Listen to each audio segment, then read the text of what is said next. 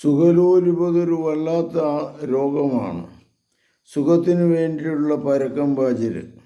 യേശുനാഥൻ തന്നെ പറഞ്ഞിട്ടുണ്ട്. ലൂക്കായുടെ സുവിശേഷം 21 അധ്യായം 34 വാക്യത്തിൽ, സുഖലോലുപത, മദ്യാസക്തി, ജീവിത വ്യഗ്രത ഇവയാൽ നിങ്ങളുടെ മനസ്സ് ദുർബലമാകുകയും ആ ദിവസം ഒരു കെണി പോലെ നിങ്ങളുടെ മേൽ വന്ന് വീഴുകയും ചെയ്യാതിരിക്കുവാൻ ശ്രദ്ധിക്കുകയും ഇവയിൽ നിന്നെല്ലാം രക്ഷിക്കപ്പെട്ട് മനുഷ്യപുത്രൻ്റെ മുമ്പിൽ നിൽക്കുവാൻ വേണ്ട കരുത്ത് ലഭിക്കാൻ സദാ പ്രാർത്ഥിച്ചുകൊണ്ട് ജാഗരൂകരായിരിക്കുകയും.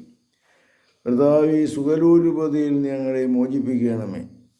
സുഖത്തിനു വേണ്ടിയുള്ള പരക്കം പാച്ചിൽ നാച്ചുറലാണ്. സുഖത്തിനു വേണ്ടി ഭക്ഷണത്തിൻ്റെ സുഖം, കിടപ്പ് സുഖം, ഇരിപ്പ് സുഖം, പിന്നെ ലൈംഗിക സുഖം, കുഞ്ഞുങ്ങളെ കൊണ്ടുള്ള സുഖം, പക്ഷികളെ കൊണ്ടുള്ള സുഖം, ഇങ്ങനെ ഒത്തിരി സുഖങ്ങളുണ്ട്.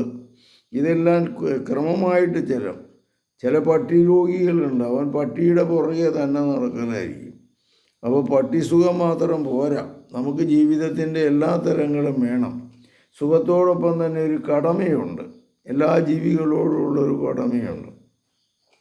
ഒരുത്തിനെക്കുറിച്ച് പറഞ്ഞാൽ, പട്ടീനെ നോക്കലും അതിനെ കുളിപ്പിക്കലും തീറ്റ കൊടുക്കലും ഒക്കെ അമ്മയുടെ പണി. അവന് പട്ടീനെ കളിപ്പിക്കൽ മാത്രം. അതല്ല, അസുഖമല്ല, അതിന് ഉത്തരവാദിത്വമുണ്ട്. ഒരു കുഞ്ഞിനെ വളർത്തുമ്പോൾ അതിൻ്റേതായൊരു സുഖമുണ്ട്, അതിൻ്റെ ഒരു ഉത്തരവാദിത്വമുണ്ട്. അപ്പോൾ സുഖലോലുപതയുടെ പുറകെ പരക്കം പായാതെയുടെ കടമ, ലൈഫ് ഈസ് എ ഡ്യൂട്ടി എന്ന് പറയും. ജീവിതം ഒരു കടമയാണ്. കർത്താവേ, ഈ കടമ നിർവഹിക്കുവാൻ കർത്താവ് നിങ്ങളെ അനുഗ്രഹിക്കട്ടെ.